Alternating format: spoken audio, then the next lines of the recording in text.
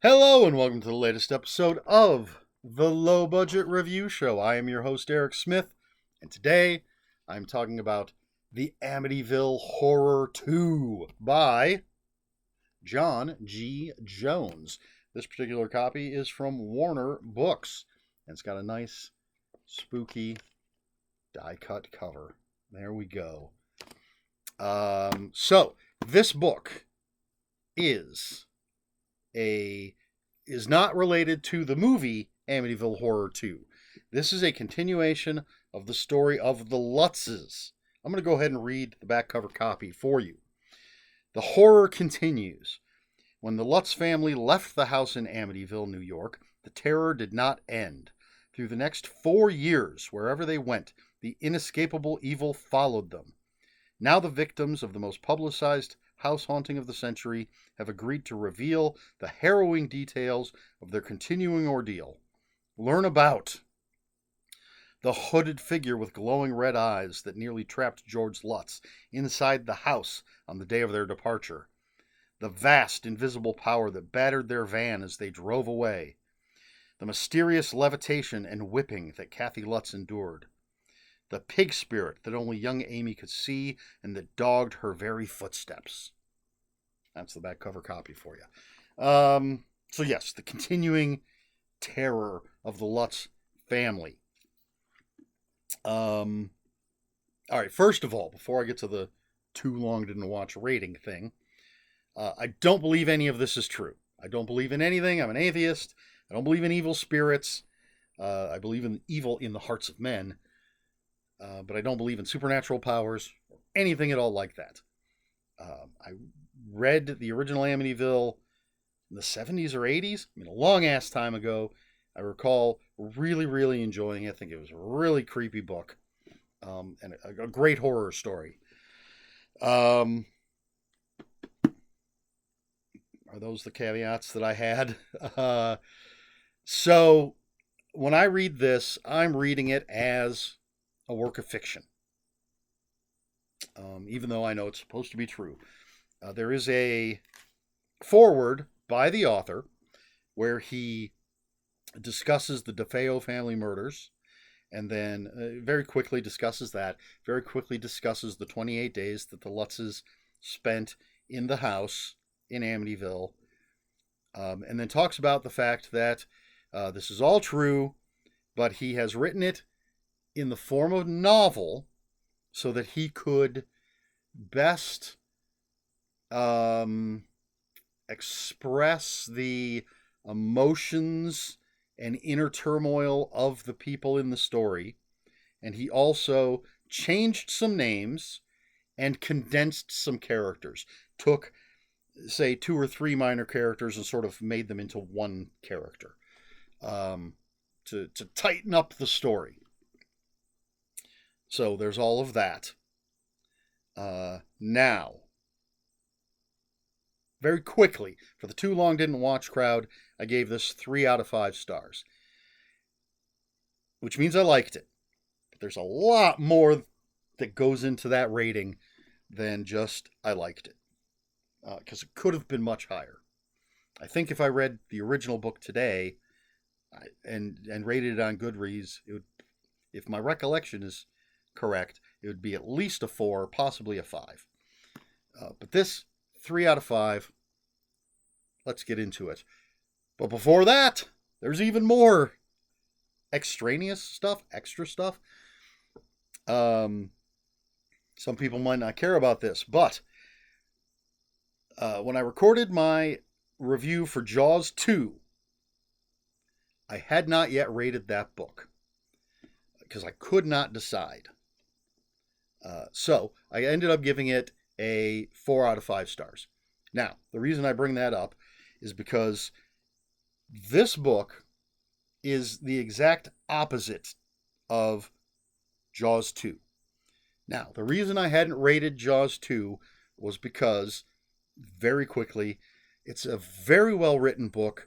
I found the story very compelling, with interesting, if somewhat asshole-ish characters, but there's hardly any shark in it. It's a 293-page book. For the most part, nobody knows there's a shark until page 250. I said that the tagline could have been Jaws 2, small town politics. Oh, and sometimes there's a shark.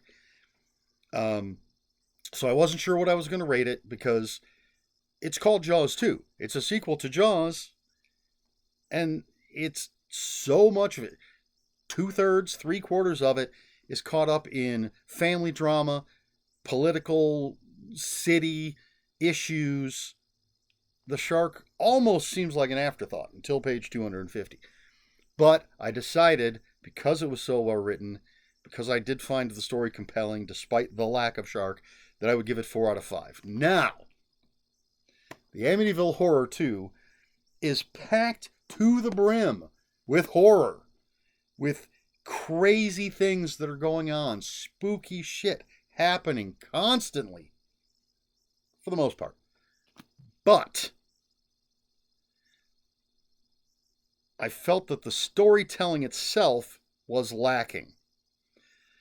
From the most technical standpoint, like sentences written correctly, as far as I can tell, I'm not an expert, punctuation is correct. The story moves along. The pacing isn't bad at all. It was compelling. But quite often, the POV would change in the middle of a scene, which could be confusing when you're following. Our POV is George Lutz, and so we're getting his thoughts. George thought this, or such, blah, blah, blah, George thought. But then we get blah, blah, blah, blah, blah. I'm assuming this is still George thing. And then all of a sudden it's, oh, no, this is Kathy's thoughts. And to me, that's very confusing. When you think it's one character doing or thinking something, or even saying it. Well, saying it, just wait for it says who said it, I suppose. And if the dialogue's written well, you can tell it's not the person whose POV it is. But anyway, doing or thinking something, I assume it's the person whose POV we're following until at some point, too late, in my opinion, we're told it's a different person for not a chapter, but a paragraph or two, and then all of a sudden we're back to George's POV. It's just an example using George. So I found that very disconcerting. We are told a number of times how much time has passed, but in my opinion, not nearly enough. There were plenty of times where I thought, a week or so has gone by, only to eventually find out it was the next day, or vice versa. This is happening the next day. What? Oh, it's a month later? So, again, makes things confusing. And then this is where people are going to, if it's anything like my Fright Night, The Origin or whatever, review, I forget. If it's anything like that, people are going to jump down my throat for being nitpicky. But things like, there are 2 characters introduced that I believe 100% are supposed to be Ed and Lorraine Warren, but their names have been changed. Because I know that Ed and Lorraine Warren dealt with Amityville, but they're not in the book. But there is a couple. Well, they have different last names, which is the only reason I'm not 110% sure that it's Ed and Lorraine Warren. Anyway, they're introduced, and it says at one point that the woman is in her late 40s, and then a short time later, they're referred to as an elderly couple. Now, I'm not in my teens or early 20s, but I don't think late 40s is elderly. Things like people having thoughts about things that they would have no idea about. Father Mancuso, the priest. It says very clearly in the foreword, the day after the Lutzes moved into the Amityville house, Father Mancuso came to the house, was attacked by these evil forces, forced to flee the house, and then for the rest of the 28 days that the Lutzes were at the house, he was stricken with illness. He tried to contact them by phone, but the evil forces wouldn't let him say what he had to say. There was just static and all these things. But then, in this story, there's a point where Father Mancuso meets up with George Lutz and thinks he looks as bad as he did during his time at Amityville. And immediately, because this is how my poor brain works, I'm thrown out of the story because you never saw him, except for the day after they moved in. You didn't see him when he was at Amityville. How would you know what he looked like? So there are a few things like that, where it's like that character would have no way of knowing. And it pulls me out of the story. Also, I don't know George and Kathy Lutz. They might be wonderful people. The characters, George and Kathy Lutz, in this book are idiots. First of all, it talks about the vast invisible power that battered their van as they drove away. It's right there on the back cover copy. While they're under attack by these evil forces, they say the Lord's Prayer, and it stops the attack. Fantastic. Not once in the next 4 years do they say the Lord's Prayer. My thought was, that's like being in a zombie apocalypse.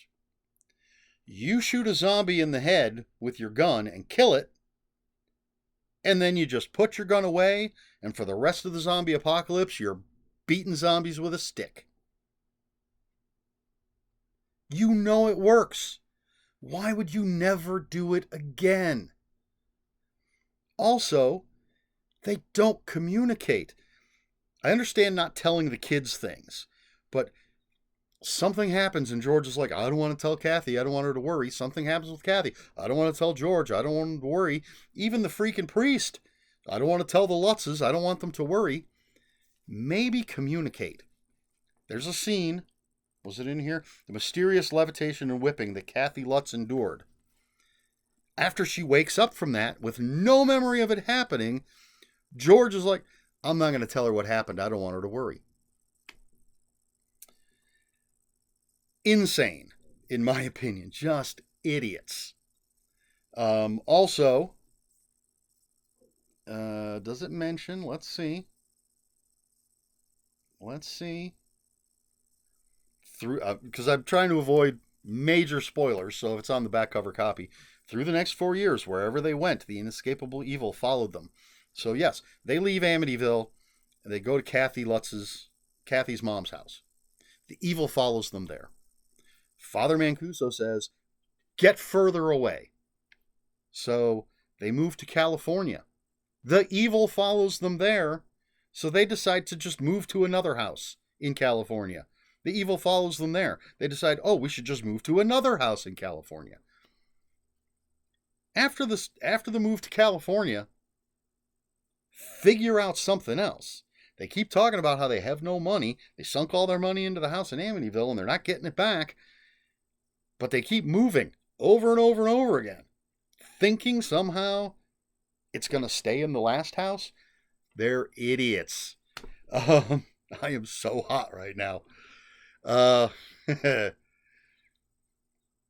And just a bunch of just stupid people. Again, they might be wonderful people in real life.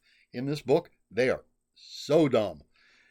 I do like that it covers them making the book deal, and eventually they kept saying the author of the book. Eventually they do name Jay Anson. I like that they go a little bit into the movie. Very, very little about just the fact that there's going to be a movie, and a little bit of stuff that they do to promote it. We follow George on a tour to promote the book, and then some stuff that they're doing to promote the movie. Found that interesting. And I do like the scary stuff that happens. I just can't. I hate the characters because they're such idiots. There are quite a few problems with the writing as far as being cohesive. That's not quite accurate, but just like I said, problems with the POV, problems with knowing how much time has passed. But 3 out of, I still liked it. I'm giving that stuff a pass. Not really giving it a pass, but it's overshadowed by how entertaining the creepy stuff is. If it had been written better, even if, since it's supposed to be true, even if George and Kathy were still idiots, if it didn't change the characters and how they behave and everything, if those other things with the writing were better, it definitely would have been at least a 4 out of 5. But I can't go that high. So 3 out of 5 for the Amityville Horror 2. If you're a fan of Amityville Horror stuff, it's definitely read it. I don't regret reading it. I enjoyed the parts that I enjoyed very much so. But, again, problems with the writing and the idiot characters. If this were, again, I think it's fiction because I don't believe in any of this stuff. But if it were straight up fiction, if there were no, this is based on what George and Kathy Lutz have said, if this were just straight up, someone made it up off the top. How do I do this without? Anyway, it would have a lower rating.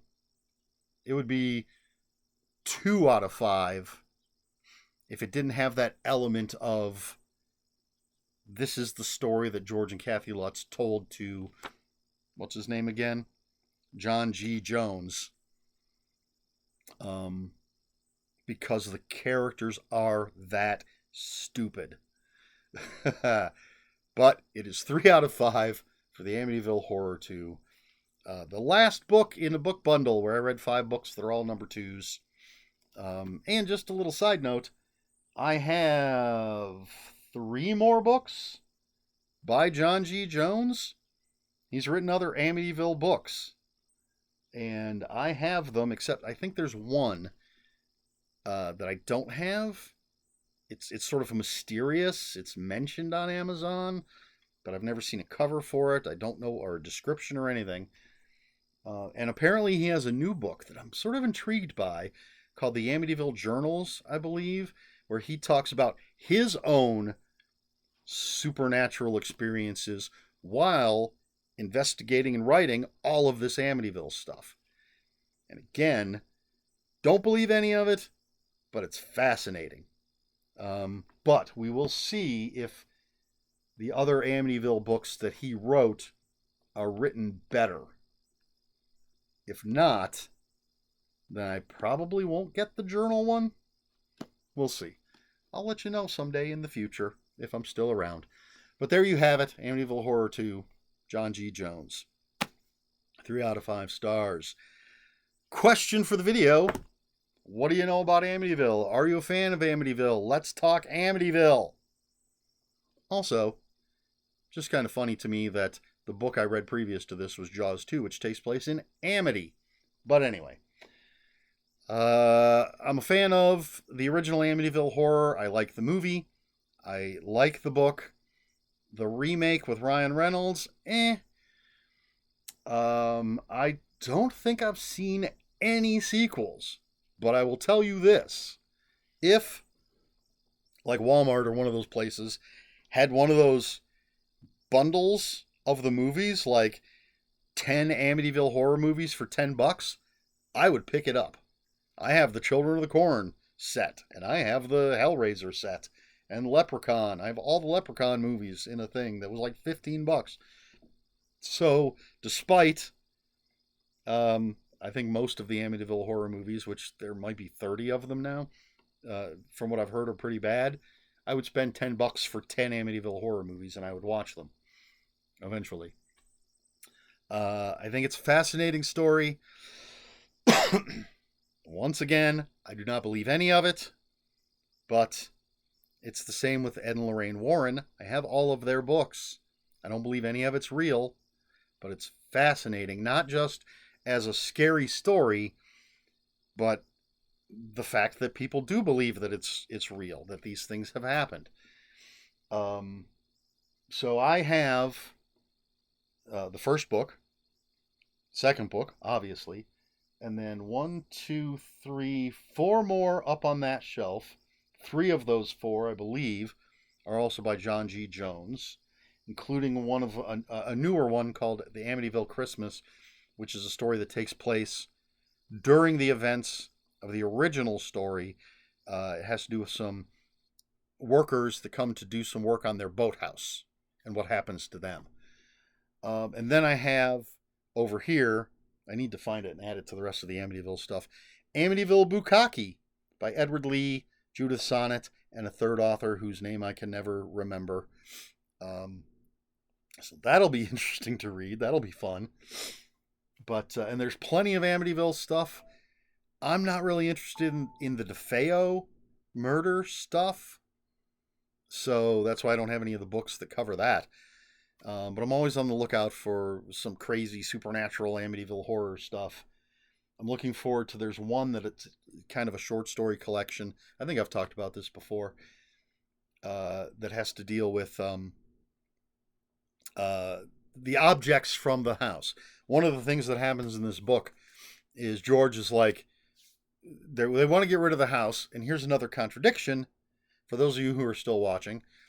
Before they move to California, George says, we're just giving the house back to the bank. And his accountant is like, well, why don't you sell it? That makes more sense. And George says, because I don't want to put that burden on other people. So we're just going to give it back to the bank. But then later, it seems very clear that they sold the house to somebody else.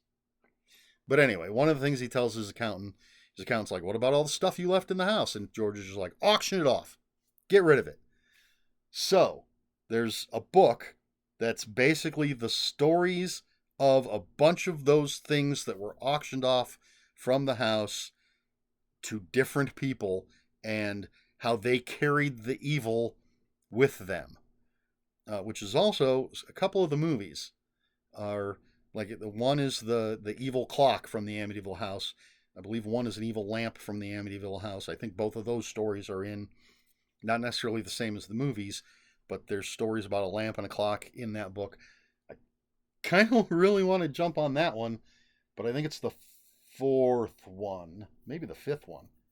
I'm pretty sure it's not the next one, so it'll be a while before I get to it. Anyway, obviously, I'm a fan of this. What about you? Have you seen the original movie, the remake, any of the sequels? Regular viewer and commenter Michael Booker told me that that Amityville Horror II, the movie, is about the DeFeos, so it's a prequel. But when I was looking into some things, apparently there's some argument about whether it is actually a prequel or a sequel, because they changed the name. They're not the DeFeos in Amityville Horror 2. And apparently, and I guess some people care about this stuff very much, in the original Amityville Horror movie, there are scenes of the DeFeo murders. And then in Amityville Horror 2, the murders that take place in that movie do not match. And I don't mean like actors and stuff, but how it happens doesn't match what was shown in the original Amityville movie. And so people say, well, it's not the DeFeo murders that we're seeing in Amityville Horror 2 because it doesn't happen the way we were told it happened in the first movie. I don't know because I haven't seen it. So anyway, just throwing that out there. Are you a fan of Amityville? Have you seen the movies? Have you read the books? What do you think? Let me know in the comments below. If you have any comments, questions, or corrections, please put those in the comments below. Please like, share, and subscribe. All the usual YouTube stuff. Oh, and comments are open for spoilers. Just post spoiler warning. We try to be polite here at the Low Budget Review Show. Doing things out of order. I'm still like really hyped up from this frustrating book. If you'd care to follow me on other social media, I'll have links for my Instagram and Bluesky in the description below. That's all I've got. This has been the Low Budget Review Show. I have been a very hyper Eric Smith. And until next time, read more books.